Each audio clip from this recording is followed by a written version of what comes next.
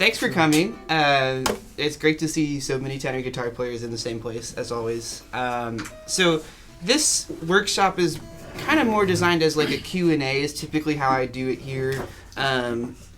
Mostly focusing on improvisation, but like we can go into, technical stuff too, kind of whatever people want to look at. If there's something that we're all kind of tending to go towards, we can look at something more broad too. So I think we'll start with this. I'm just going to give kind of some tips and tricks on like ways to practice finding new stuff on the instrument. And this is something that you can just continue to do even as you get more familiar with it, because there will pretty much always be something new. So I think improvising on tenor is a really fun thing to do. Just so everyone's clear, this is a tenor tuned in fifths. It's 5 strings. I'm playing C, G, D, A with an E on top. So it's G, D, A, E on the top 4, C, G, D, A on the bottom 4. Octave. 2 guitar. Yeah, exactly. That's for everybody. So I am in fifths, so if you're watching my hand, that's what's going on there. If you're not playing in fifths, that's your decision. But Just your feelings. Look at it, think about it that way. Sometimes like, I got G guitar up here, I got a C down here. no, not really. I think it's all one instrument. Yeah, and like the cool thing, I think it works because it is in fifths, so everything is very symmetrical. Yeah. And that's what led me to play tenors, because I was listening to like Django Reinhardt and Stefan stuff, and I was like, well, that'd be cool to play. Then I didn't want to deal with a B string, so this is the best way to go about doing that sort of stuff. Is there 5 strings? Yeah. Mm-hmm. Yep. I've never seen that. Yeah, this is a weird one. I joked that I just watered it too much. But So what's your take on it? Do you go back to the 4s? If you had your 4s, I have different 4s as well. Which is your preference right now? I have both. So I have some that are in GDAE and some that are in CGDA. But how about 5 to 4? Oh, I miss the 5 because I'm used to it. Yeah. However, this is a very unique guitar, so from like a timbral setting and like what this guitar does is very different to like what those other ones might do. So for example, I have like a large arch top that I keep in GDAE because I want to be like a rhythm player with that instrument and sound more like a 6-string guitar, even though we don't talk about them. But then also I have like CGDA is like a national, like a reso one that I want to be bright and chirpy and just loud and obnoxious. So like embracing that about your instrument too is like a very important thing, I think, when thinking about improvisation, because like that's kind of the voice you're working with. So like I might play different ideas on this guitar compared to some of the other ones because it has a different range and it has a different way that the sound works. This is a very resonant instrument, whereas like if I'm playing an arch top, I might be more percussive with my ideas and just trying to fit into a different sound in different ways. So not to say that this one couldn't do that and you can't do like that, you can't do that on a certain instrument, but kind of knowing what your like instrument does might influence those positions. Like for example, I'm probably going to play different ideas on violin because I don't have frets, so I can do more kind of slidey stuff. More? Does the violin influence you more here, or vice versa, or just about either? I don't think either, honestly. And I think that's because I spend actually a lot of time playing this tenor these days. And the main reason for that too is I think it's a very great instrument to write on because it has such a large range. So like I can think about what a bass player might be doing, or I can think about what a rhythm guitar player might be doing, and then also have room to do lead stuff. So but at the same time too, like I think it's all the same instrument in some regards because it's all the same tuning. So like the map is the same. If you're just thinking fifth. Yeah, but I'm thinking about that. But then this actually kind of ties into what I'm gonna lead into here for improv.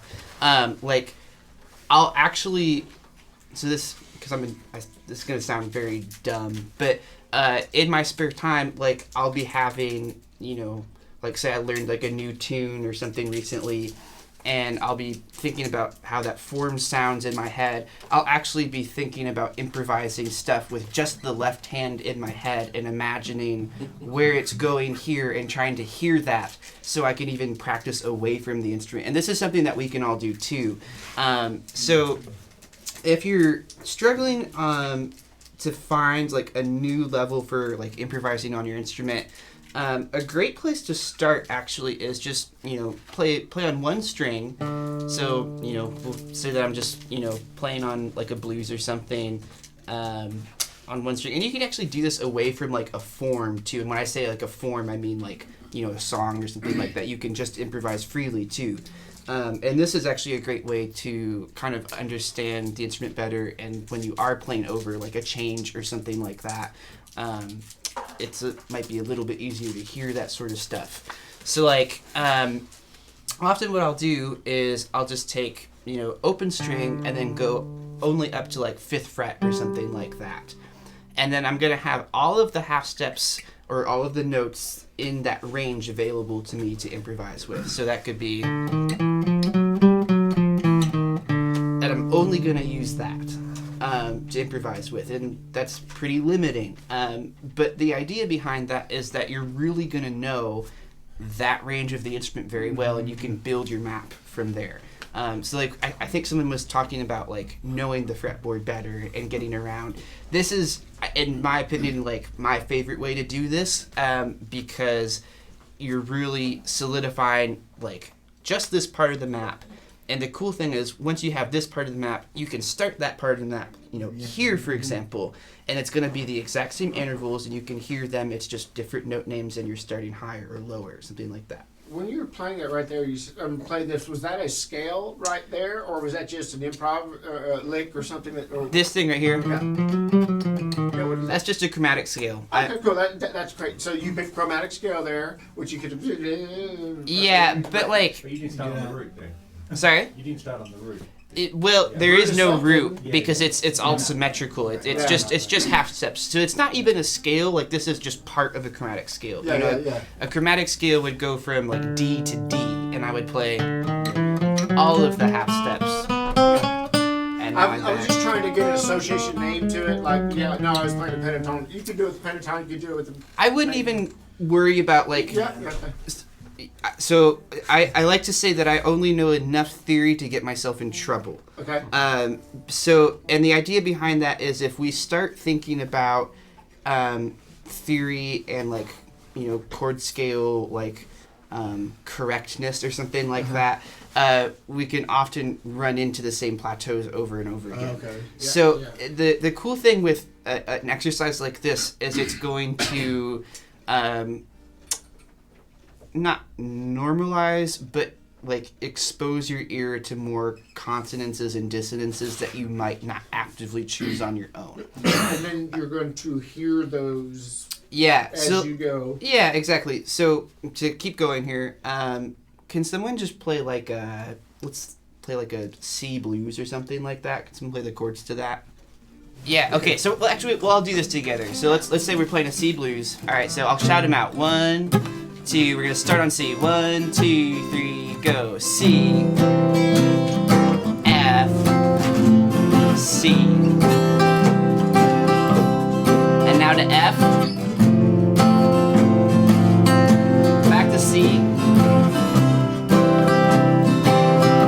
And now G. And now C. And here's where we'd start again. Alright? So right here, we'll do it one more time. C to F to C. And now back to F to C. And now G. Back to C. Cool. Great. Alright, so just to help with volume here, we'll just have like one person play those. Are you cool with that? Cool. All right. So what I'm gonna do is take that kind of range that we were talking about just a second ago. So that range of a fifth. So all the notes between here and here. I'm just just going to use those. And what I'm going to do is I'm going to be very deliberate about like what I'm going to use with those and try to sing along with like what I'm playing basically. I'm not going to be worried about like how my voice sounds with that, but I'm going to make sure that like what I'm thinking here or hearing here is matching what I'm going to play on the instrument. So again, I'm just going to be playing in this range. And only using the notes in there to get more comfortable with them. So let's play this for a second. 1, 2, 1, 2, 3.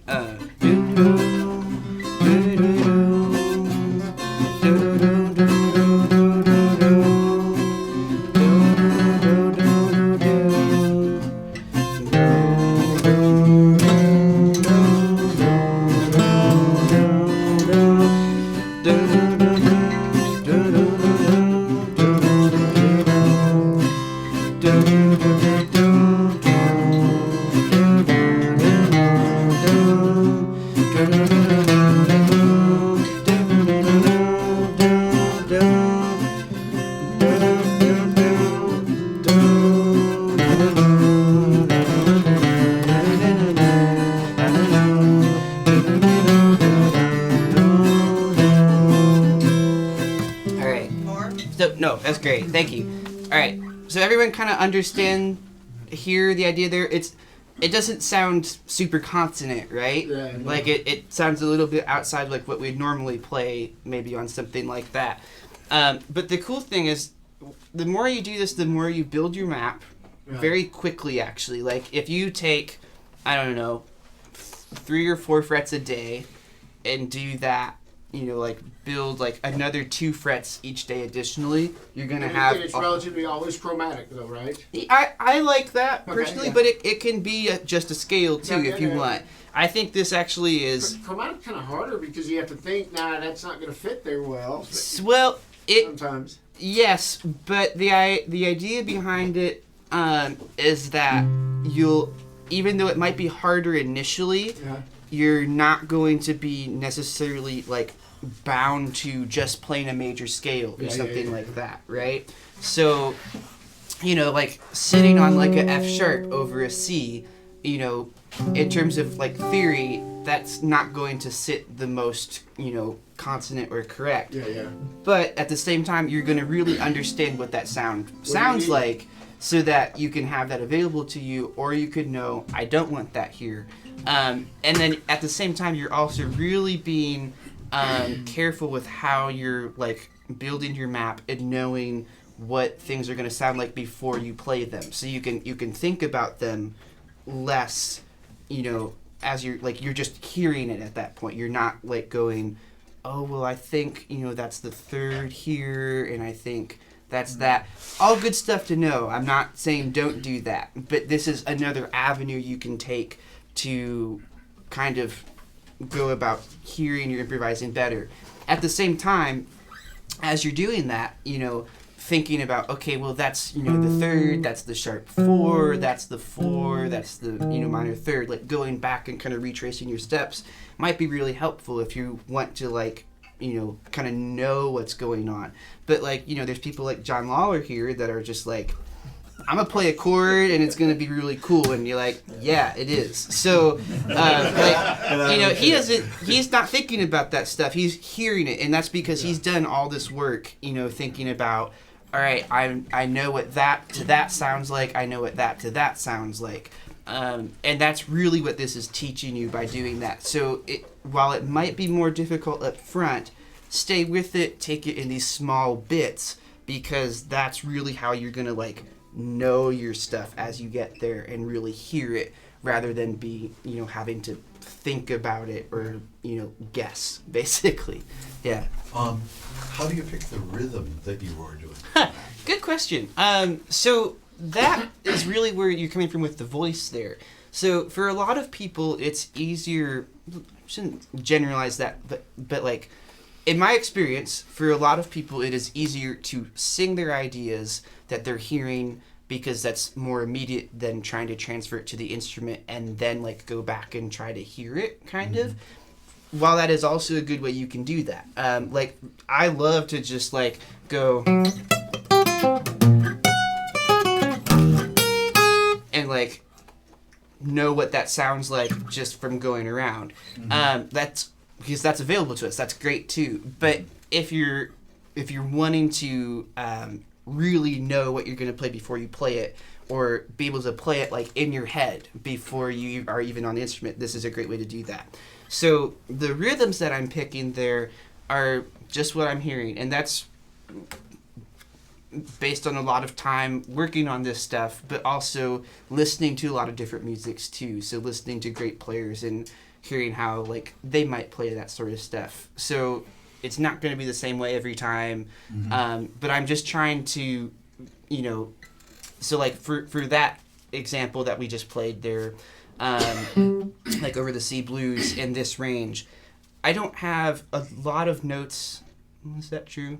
I have some notes that sound very consonant and almost borderline boring. But then I have some notes that sound very adventurous. So often to accentuate like the adventurous notes, I might try to play rhythms that are more adventurous and kind of go with that character. And then to be honest, I don't know. But again, it's kind of what I'm hearing and just trying to play what's in my head. Okay. So other ways you can do this too, like to kind of find other rhythms. Is that maybe what you're getting at? Yeah.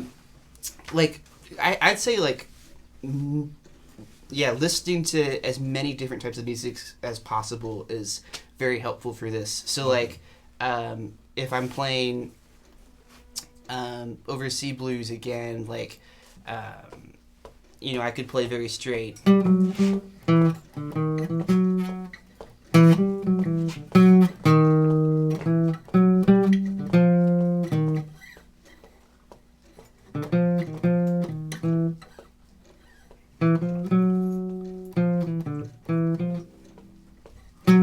So all that's kind of on that grid, right? Right. So now...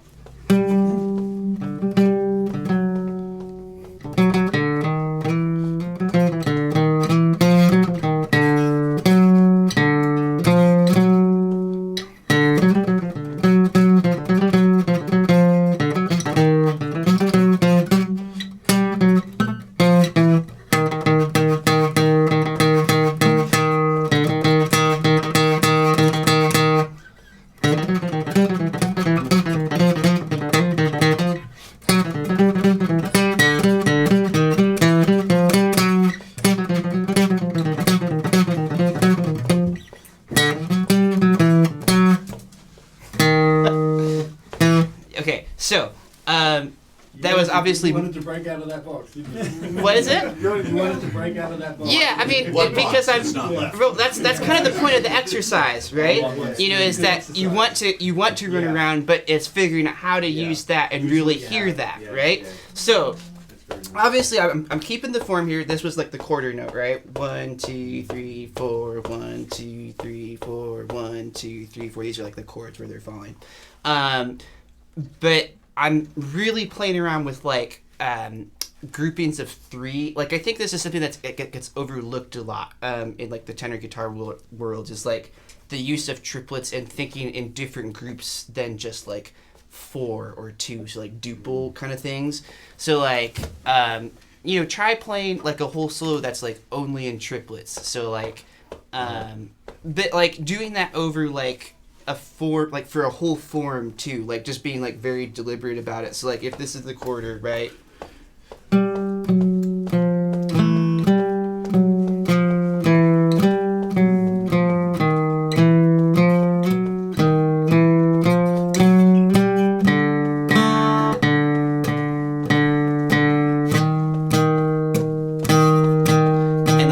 Some out, like finding places for rests and stuff like that too is very fun. And that's called triplet right there. Well, like because it's 3 notes. Yeah, I'm thinking, I'm trying to accentuate like more of a 3 feel over it or something like but that. Not like right. Like so like, well, if that's not clear to anyone, like if this is kind of the beat that we're talking about, like stuff that would be in like a 2 or duple feel would be could you like. do like a real waltz? Is a waltz a triplet? Well, Or no, 'cause a waltz the- is in the- 3/4. Yeah, so 3/4, like, it's not a triplet. yeah. So the triplet feel is that stuff that feels kind of like topsy turvy, Yeah, yeah. right? And something else that I was doing a lot Oh, there. it's kind of that feel. Yeah. So like, the more triplety stuff and stuff that kind of like reset. This is another thing too. So like speaking of different musics to listen to, like listening to like minimalism is something that's very fun. Who would be good people to listen to? So like John Adams, or like, who wrote that? Steve Reich. Like there's a piece called like Different Trains or something like that. That it like does a lot of this sort of stuff where it like starts like a figure, right? So I think we played this kind of like.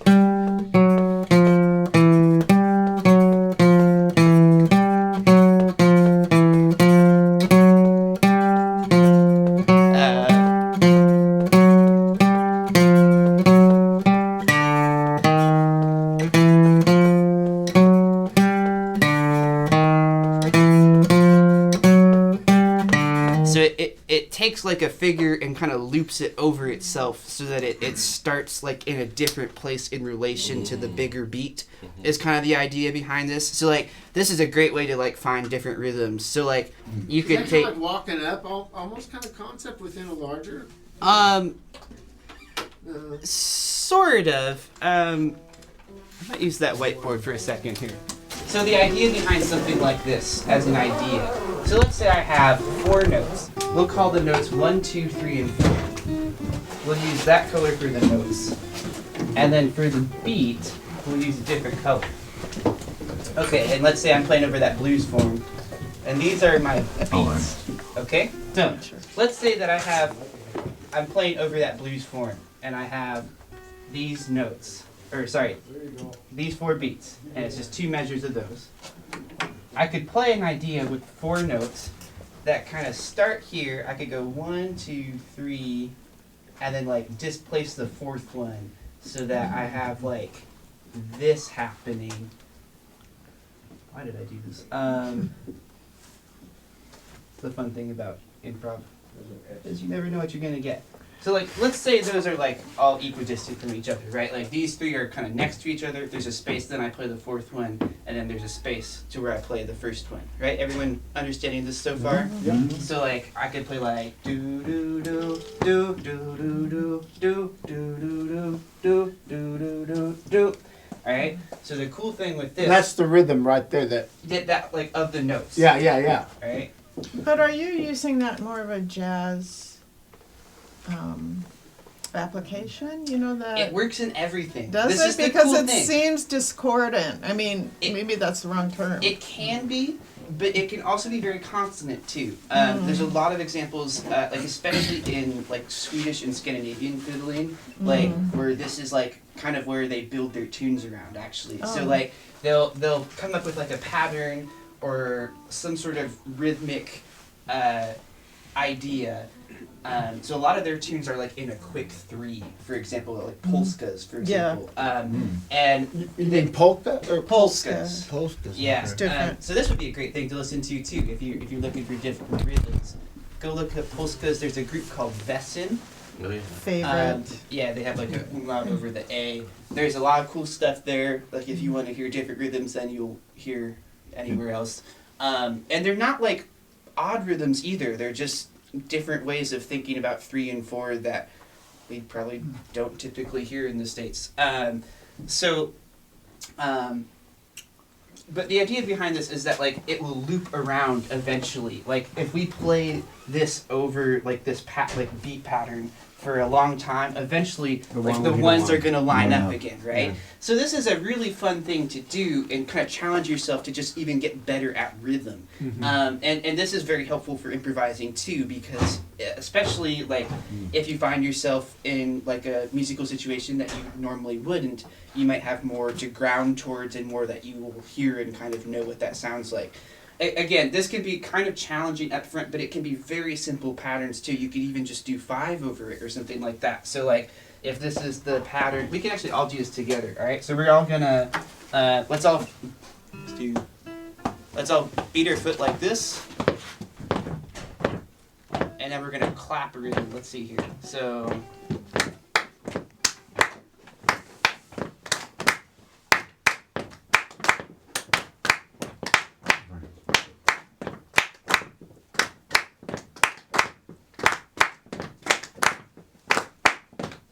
Let's stop the hands. Make sure our feet are good.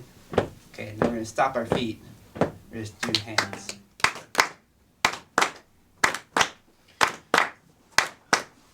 All right, feet in. Rub your belly. Rub your belly. Yeah.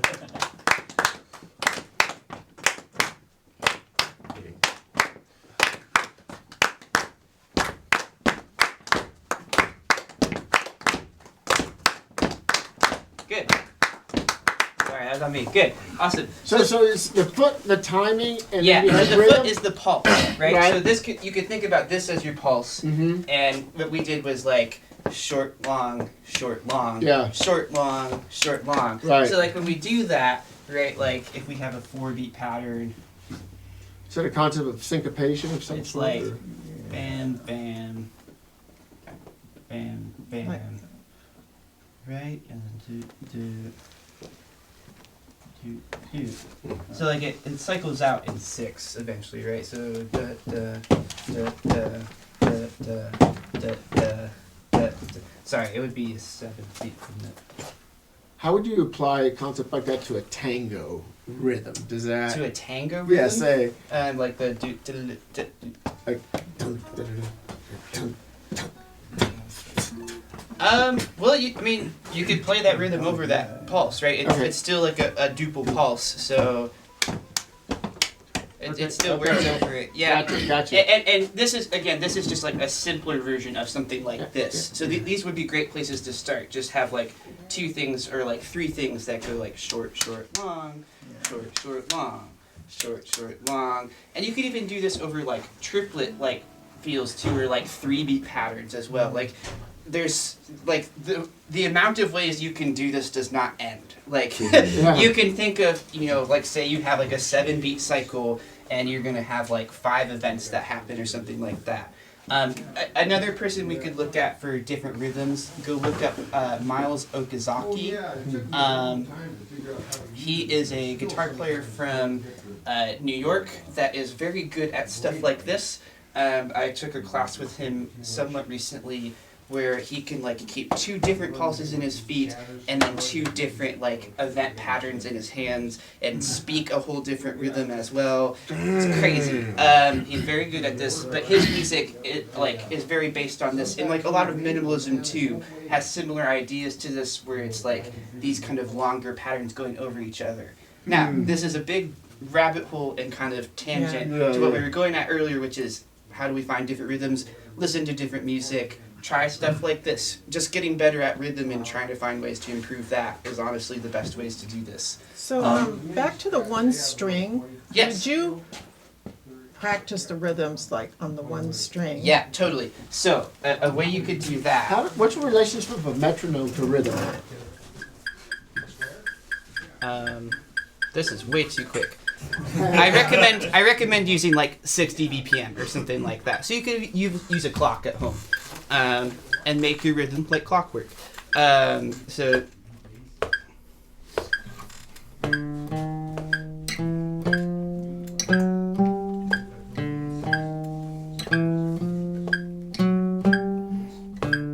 So this would be like that 5 thing that we were doing. Just very slowly. But you could even have like more events. So like we're using just like a whole like part of a chromatic scale right there. You could go down, like figuring out ways where it like resets itself so it starts in different places is very fun. Okay, so let's try to find one. So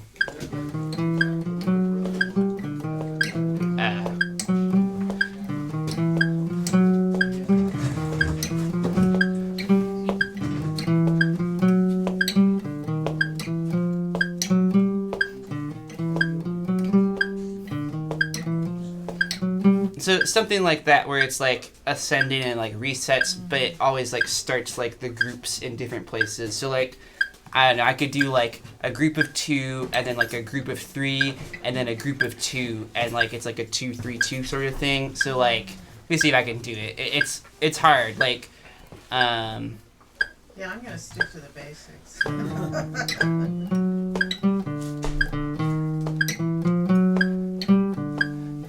oh, haha. So yeah, hold on.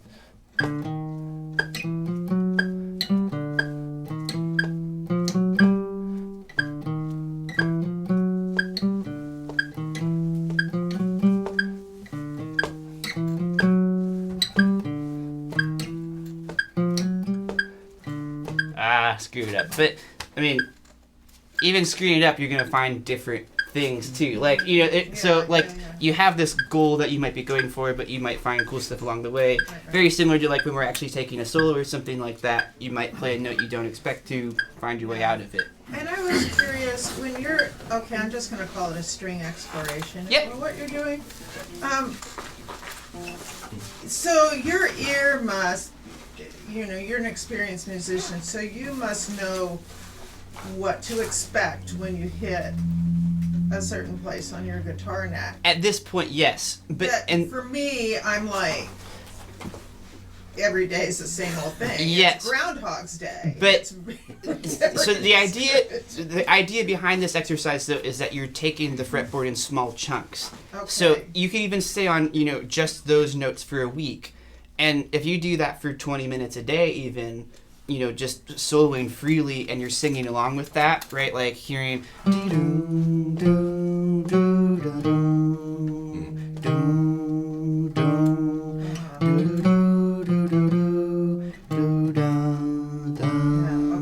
So eventually you remember your brain. Yeah, you're gonna train your muscle memory, and you're gonna know like what those intervals sound like. Okay, so like, there's hope. There's so much hope. Yeah, and the cool thing too is like, again, this is like just a starting point too. Like you could even do that with 3 notes, and like if you start to hear the difference between like the whole step, half step sort of thing, like you can build that.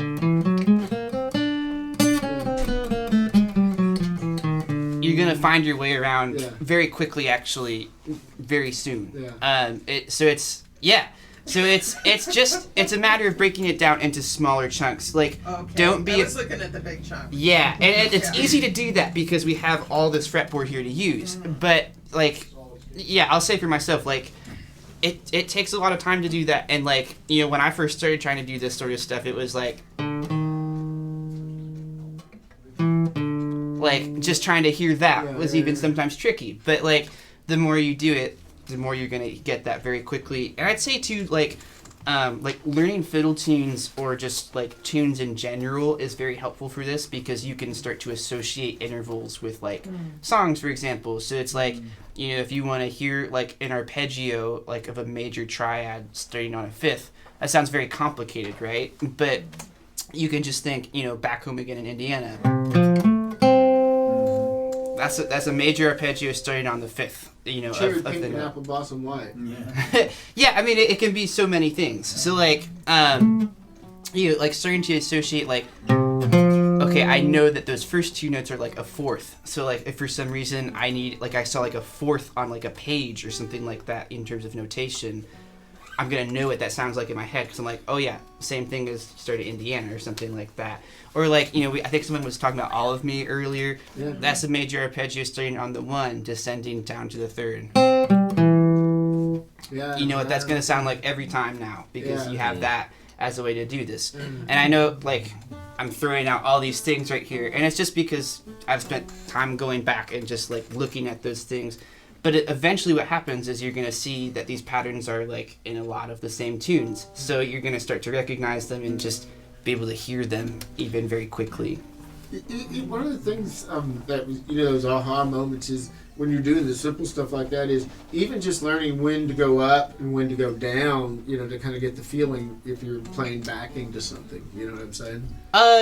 Sort of, yeah. It's just like moving up the neck to, getting it the scale or whatever you're trying to play a little brighter because the music's kind of feeling brighter compared to moving back. Maybe it's moving minor and you want to step down to it. Okay, sure. Yeah, so this is a good point to bring up here.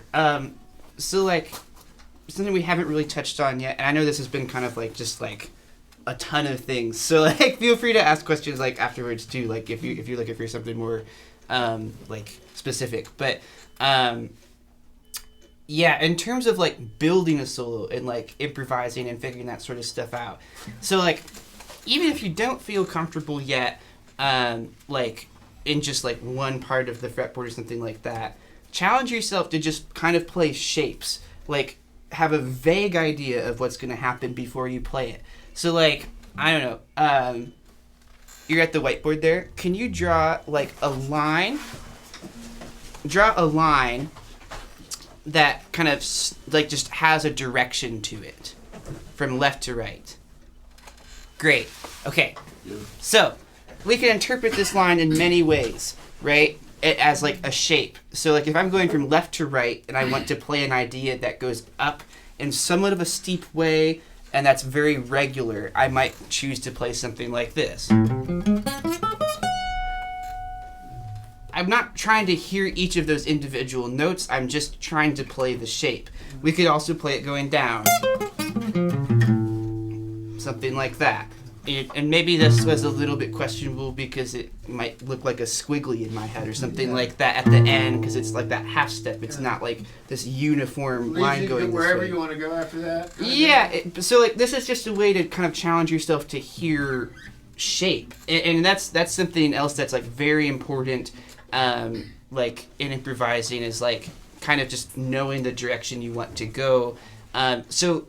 You know, say you're learning a tune or something like that. Say you're playing All of Me, for example. So I'm going to play a solo on All of Me here that's only using that shape. It might sound really bad. It might sound great. The only way to find out is to try it. So 1, 2, 1, 2, 3.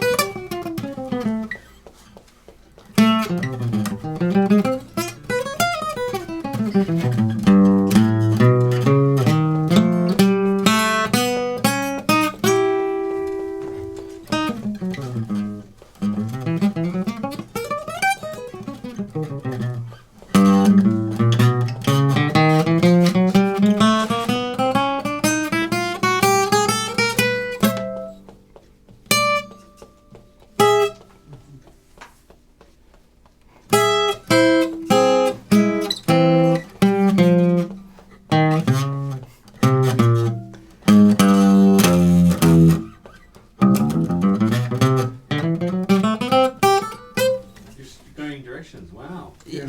Right. So and it's just up and down, Yeah, right? I'm just following the line. Yeah. That way, this way, as long as you have. And pauses on the way up and Yeah. So like You the know, line that's can in place. stop in different places, Yeah. but yeah, go ahead. You got it. How can you do an example of say like a curve? Sure. Great. Okay.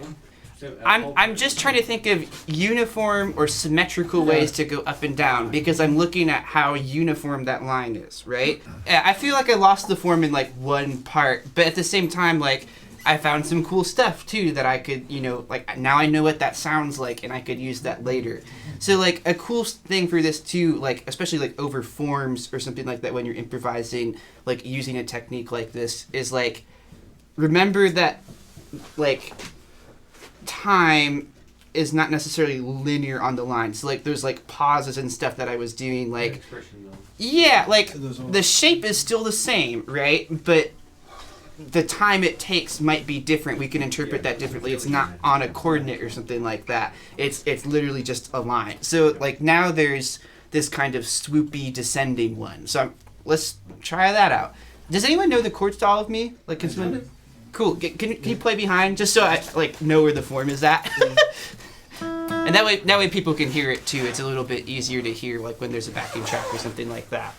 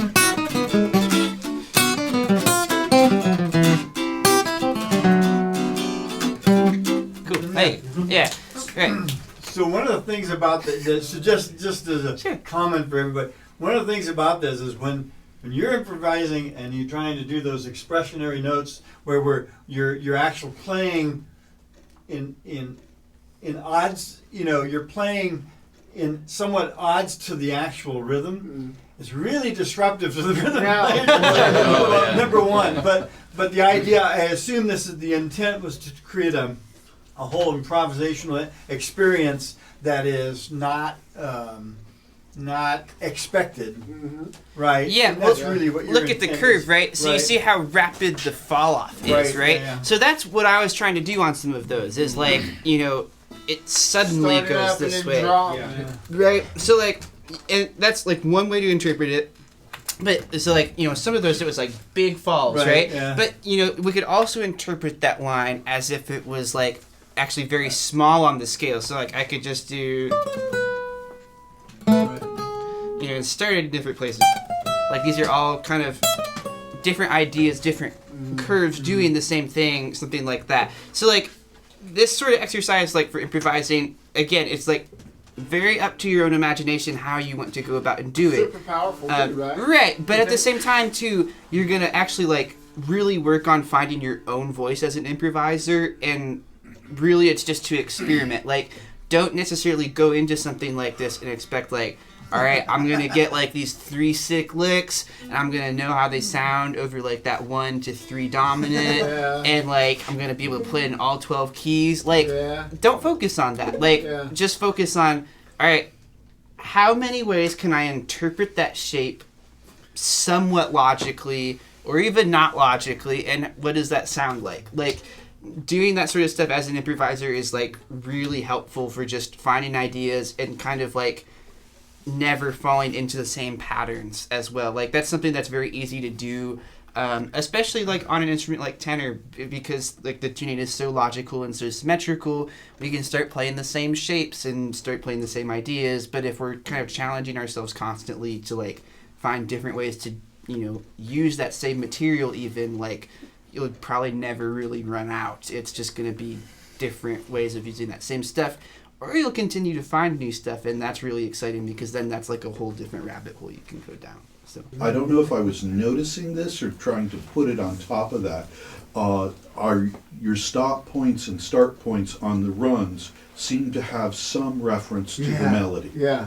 yeah, okay. So this is a very important point too. So That's how Like- you're keeping track. well, yeah, and I otherwise think that's really important too because. So like my background is like originally in like fiddle tunes, like bluegrass old time, got into early swing pretty soon after that as well. So for me, like when I first started improvising, it was always, okay, how many different ways can I play the melody? Because, we could play chord structures and chord changes as much as we want, but at the end of the day, those don't really have a ton of meaning unless it's actually like in a song or in a piece of music somewhere. So this is I'm flabbergasted that actually like came across that like you could still kind of hear the melodic shape in all of that. Right. But so the cool thing though is like that's great that you're hearing that because here's just another tip for improvising. So like let's say I'm playing All of Me, the melody is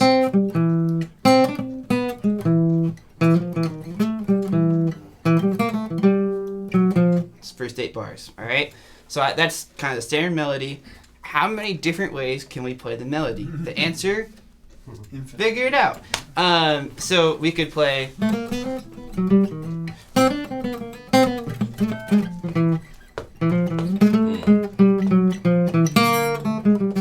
we could play it very kind of runny like that. We could play very simple. Do you have targets that you're looking for? I mean, obviously, you can kind of hear your target as you get closer to it, right? Could play it very loose like that. Yes and no. I'm just trying to think of, again, similar to like the lines like that. I'm thinking about Just the shape of. following I'm that.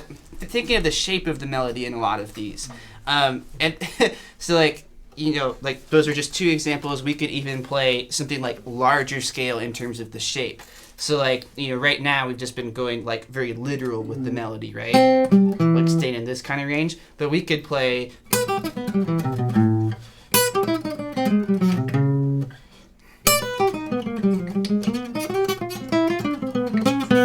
something like that, right? So instead of Is that getting too far away from the melody in some cases, or just, certain ears? I guess it would be. In others, it wouldn't. it's, Right? you can have whatever opinion you want. Yeah, like you know, it's like it depends who you ask. So for me, I think it's a lot of fun because you know, it's like, oh yeah, he's still playing all of me, but like it's a more fluid interpretation of it. So like I think there's places for both. You know, it's like. I mean, if you're in his position and you don't know, you know, you've got to be somehow. He's playing the melody in his head because otherwise he doesn't know where he's going. That's how to keep track of the form. That's how you have to keep track of the actual chord. Yeah, you have to. Otherwise, you wouldn't know when to change and everything. So you're actually you're almost letting your fingers kind of do what they want to do while you're actually thinking of the melody in some ways because you're not counting that, are you? I mean, yes and no. Yeah. So I'm actually singing in my head what I'm playing. So again, this all kind of comes back to like, but you can sing on in your head, you know. So you're singing your own interpretation, right? Yeah. I know what I'm gonna play before I play it, right? Okay. Or I know what I'm gonna play as I'm playing it, okay, right? Yeah. So that's kind of where that comes back to. I was gonna say something else about the melody. Oh yeah, so something that I find like in teaching like improvisation for people is like a thing that happens often is like, okay, well, where do I start? Like, you know, I'm playing over C, like I could play anything. Like, where do I start? So using the melody as kind of your source material for your ideas is a really great place to start. So like, even if I'm playing something like something like that on the first two measures of all of me, it's like, okay, that doesn't sound like anything. But then when you think of the shape of the melody, it's the shape of the melody. So it's like, you know, it's very distant, but at the same time, it's not coming from nowhere either. Smoke signals. But it's got to be good in your head, though. Well, you definitely has to be. I don't know if it's good or not. You know, well, it's just. But it's got to be. Yeah, but it's got to be. It's got to work for you. I mean, because if it doesn't work for you, then you're gonna. Yeah, exactly, and that's right? That's the other thing too. Like, doing these exercises, like where it's not really based on like just kind of chord scale theory or like consonance dissonance. Is very helpful for finding your own voice, finding what you like, right? Yeah. Like you could challenge yourself. You know, you could play the melody, play the form once, 1, 2, 1, 2, 3.